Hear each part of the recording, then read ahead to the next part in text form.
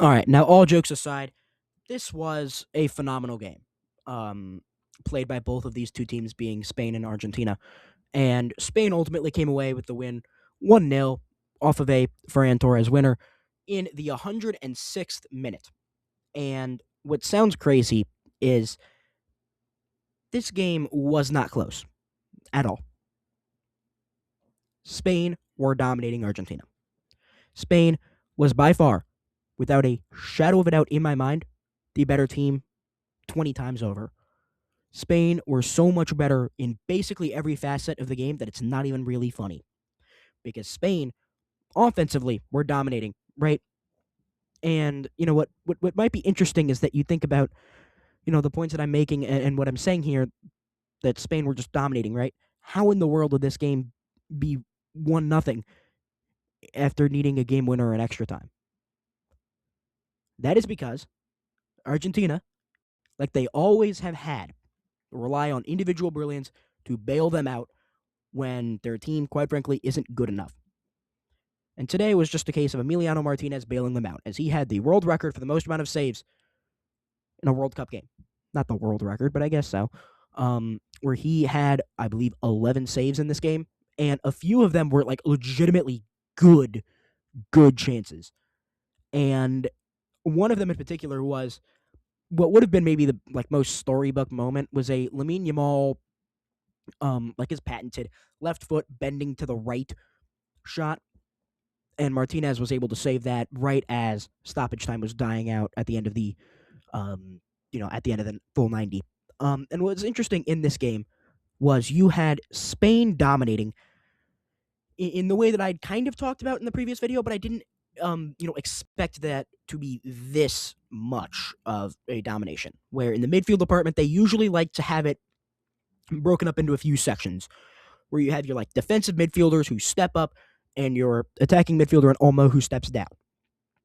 And how I thought Argentina could approach this would be to dominate the midfield, have more numbers in the traditional space, and allow for Messi to sit in between those half spaces that the midfield provides.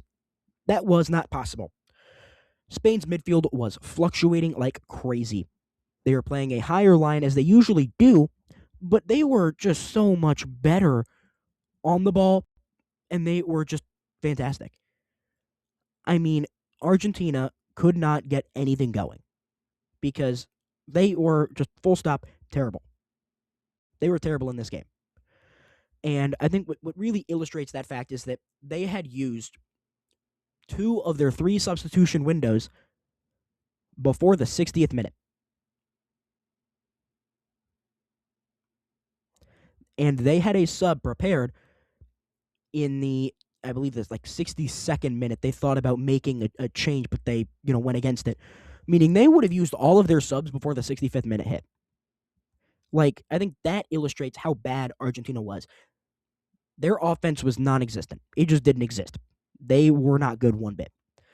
And I think that when you have a team that really has gotten by with individual talent winning at the last moment, they had them kind of where they wanted them. But I think the problem was that you couldn't get away with it this time.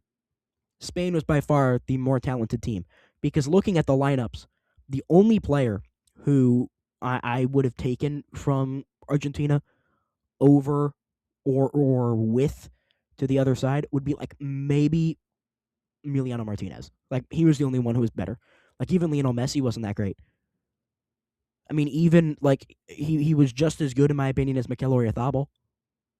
I mean, I think that kind of really lets you know that Spain were making sure that Messi wasn't going to beat them. They were literally daring anybody but Messi to beat us. They couldn't, because I think that the way that they set up defensively was phenomenal.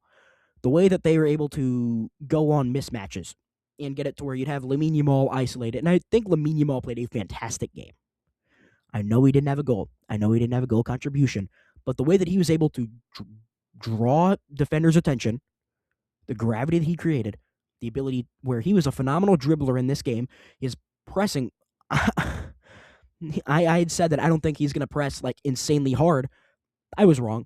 He was really leading the front line on pressing. And that made it to where it's like, oh, so Spain is so good on the ball that we can't press them, but they happen to have like the best press that, I've ever seen, where it's just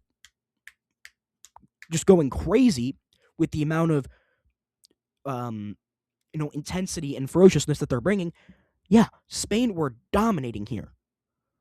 Like Argentina, for up until like I believe the 35th minute, were not able to really settle in at all in any moment. Like the only way that they were able to get anything like going was if you would have an individual moment of brilliance to where you could floor it off of, or you could ground it after having a long ball played into you. Like there was no way that Argentina were able to do anything because Spain were number one, so relentless, and number two, they matched up very well with them. I mean, just looking at the formations, with Spain playing a 4-2-3-1 and Argentina being a 4-4-2, that does not bode very well. Because if you look at it, you have your two, attacking players just straight up taking on Alvarez and Messi, right? And I think that the way that they kind of had Messi like in a box almost, where it's like we're going to at least have like three to four people like with points of content or with points of contact around him at all points, to where wherever he moves, we're just going to shift those guys over, and other people are going to move into that spot. Like they were just moving around constantly. It's almost like they were being molded like a ball of clay, where wherever Messi went, we would shape everything else around it, to where Argentina could not really do anything else. Nobody on Argentina stepped up, right? And I think that when you look at this,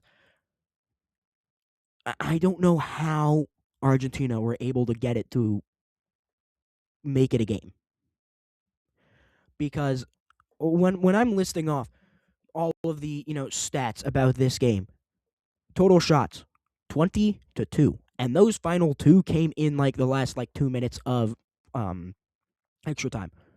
They didn't have a full shot. They didn't have a shot attempted in 90 minutes. They didn't have a shot attempted for 105 minutes. Like, they were bad. Touches in the opposition box, 8, and most of those came in the final 2 minutes when they were able to create a couple chances. The 32. Spain were dominating them. And what was really, really cool about this was you got to see how individual players can truly affect games. Because if Emiliano Martinez isn't there for Argentina, this game's a blowout. If your GOAT doesn't get any like assistance with him, he's going to have to try to create on his own. And that goes back into the idea that feeds Spain's dominance of we have the star talent.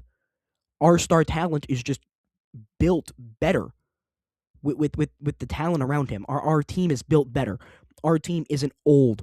Our team isn't needing to use substitutions to where we have like none left, and we're having to bring on Gianno Simeone as a truly a player who could change a game. Like, I understand some of those was from the fact that you had a couple injuries in this game where you had, Lisandro Martinez have to leave. Yeah, that sucked. But I mean, the fact that you're relying on Otamendi, like Otamendi, like the 38-year-old Otamendi now. I mean, you're relying on him to win you games. Like that just isn't going to work. Yeah, 38 years old. You're relying on a 38-year-old to be able to stop, Lamine Yamal, Dani Olmo, Mikel Oyarzabal, Baena, Varane. Like that's just not going to happen. And I think that Argentina put up a good fight, and I think they really played as best as they could in this game. I just think that Spain was so much more talented. Their midfield was so much better. Attacking wise, they were able to get the possession with purpose going. Defensively, they were a brick wall. You're able to get Cucurella getting inside other people's heads. And I think the one thing that I was looking at was how would Spain approach this game of Argentina basically just being top tier rage baiters, where Argentina will just irritate you. They will make you mad. They will be mean to you. They'll push you around, and they will, for lack of a better term, bully you.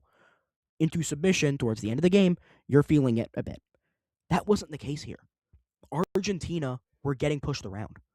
Like, you would have instances where you would have Pau Kubarsi just kind of let a defender come in and then pass it over, just to annoy them. You would have Lamine Yamal just like nutmeg somebody or like spin around and kind of clap in their face after when he gets fouled. You would have instances like Ferran just being a little bit like funny with the celebration. Like, you would have instances of players just annoying Argentina. You would have instances where if there's a chance where we can, get them a little irritated, yeah, let's do it. Like, there was an instance in the 40, I think, or 51st minute where you have Leandro Paredes, where there is a little like group huddle of players because Dani Olmo forces a foul, and I think he gets up and then, or no, I'm wrong. It was Dani Olmo got pushed over by Paredes because Dani Olmo was going to help up a teammate or whatever, and that moment to me was like, oh, they're in their head, and for me that is such a big part of the game, where your ability to just talk trash. Like, to me, that is so important because, that was Argentina's, like, difference maker. That they were able to get in the heads of England. They got in the heads of Switzerland. They got in the heads of Egypt. They got in the heads of Cabo Verde. Like, they were able to get in the heads of all of these teams. But Spain were tougher mentally, physically, and they were in better shape. And I think part of that has to do with the fact that, their back line couldn't qualify as a museum the way that Argentina's could. I mean, Argentina's backline is ancient for some of the guys that they're playing. Like, they are asking for a 32-year-old Paredes who plays in Argentina. Nahuel Molina, okay, he's only 28. You're asking for a 28-year-old center back and a 28-year-old center back, one of whom gets hurt, a 33-year-old Tagliafico, a 29-year-old player who plays in Montiel, who plays in Argentina. Like, only a few of those guys are like, okay, yeah, I think they're in the prime of their career and they're good enough to where they're playing on top-tier teams. And the player who plays on maybe the best team here, that isn't, Alexis McAllister, gets a red card because because on the first one, he just is annoying the official so much. And on the second one, he comes in like a flying bullet and just knocks Pau Kubarsi out of the air. And I think that another thing, too, is that Argentina had been the more calculated team, the more calm and composed team. They weren't. They were flustered. You would have one of their best, their probably best midfielder. You were having him just like coming in with like WWE moves and just flying in whenever somebody's got like a tippy toe on the ground and just knocking him out. You would have instances of Rodri just running laps around this entire team with the like passing web and passing charts that he was able to create. Like, this Spanish team approached this perfectly. Absolutely perfectly. I mean, you would have the possession perfectly. They were able to create chances off of the possession. They were able to make the extra pass, and sure, one time that worked. Or one time that didn't work, and it led into a clear. Okay, cool, whatever. Their press, dominating. Lamine Yamal, they got him into space to create crossing chances, and sure, they didn't work, but they were creating opportunities that could have had chances of success. And I think that inevitably, it's going to break. Inevitably, the dam is going to break. Because, my thought while watching this is, oh my goodness, they're going to try to, like, park the bus. Ever since before even the red card, where it was like after like I'd say the 70th minute, they had tried parking the bus. So you're attempting to do it for 50 minutes. Like, yeah, that's going to be impossible. And yes, they scored a goal, 39 seconds into the second half of extra time. It makes sense because if you keep applying pressure, yeah, it's going to break. As good as Emiliano Martinez was, there's not much he can do if his entire back line is just twiddling their thumbs and letting crossing chances come in. On corner kicks, they're having free headers allowed at the box. Like, I don't know what Martinez is supposed to do in that case, and I think he played a phenomenal game. He was probably the best player out there because again, he prevented Spain from just demolishing them. But you needed somebody else to step up. You needed Lionel Messi to step up, and he didn't. And I think the reason why he didn't, number one, was that Spain played defense on him perfectly. The second thing is he tried making some of those passes. His teammates made the wrong reads. Like there was one time where, towards the end of the game, you had Messi make a pass over to, I believe it was, oh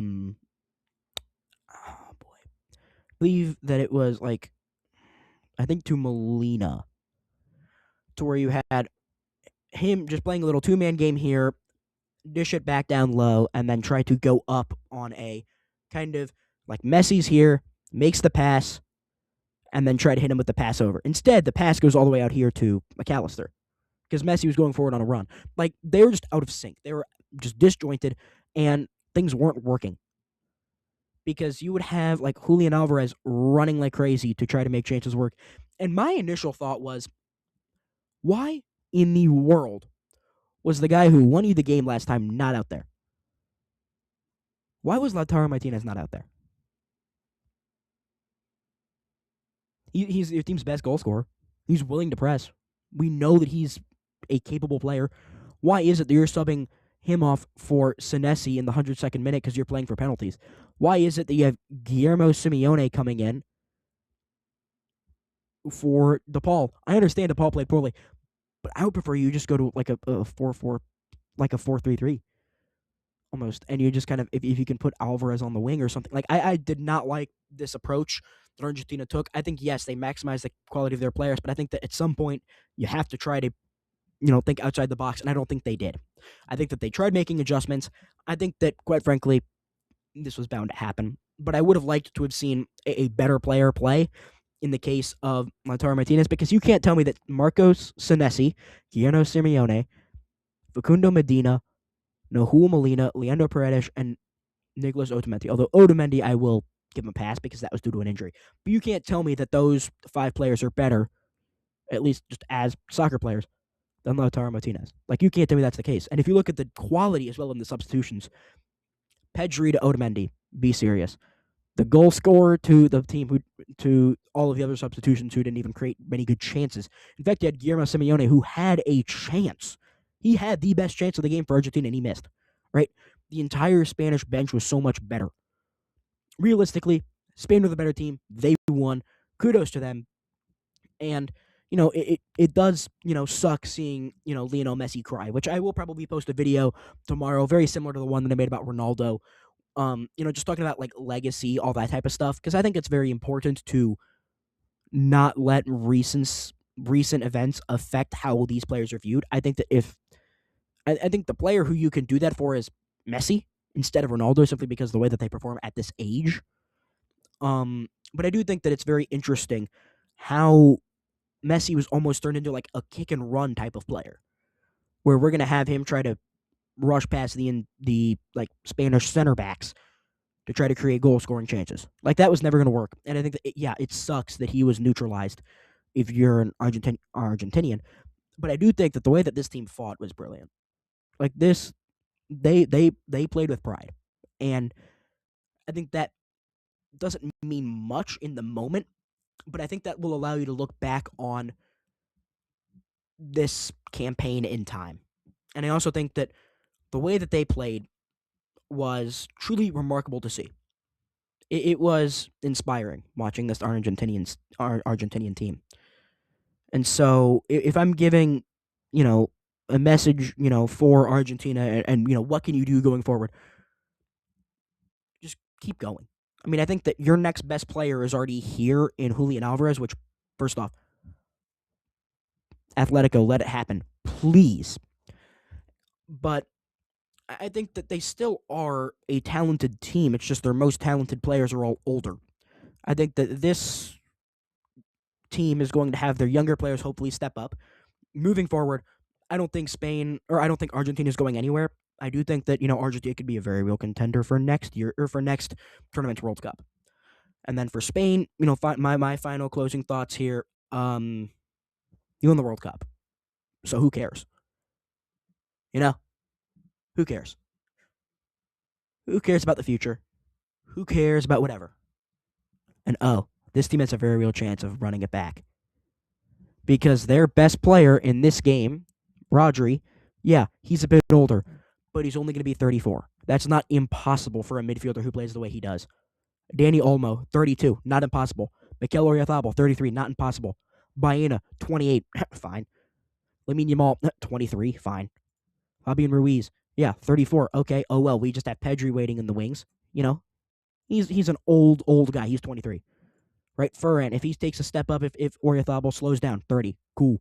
Mikel Merino, yeah, he's a bit older, 34. Not impossible. Nico Williams, if we want him to play on the wing, even though he was a bit hurt in this tournament, he won't be next time, 24. Eric Garcia, a little bit older, 29. Like, this team is young. They are a young team, and they can compete for the future. But in the end, congratulations to Spain on a really, really cool World Cup run. It sucks that the World Cup's over, but I've enjoyed this a ton. And, if you've enjoyed this video a ton, make sure to go ahead and like, subscribe. It's absolutely crucial to the channel. But this has been the Scoop with Coop. I'm, of course, Scoop, and until next time, so long, everybody.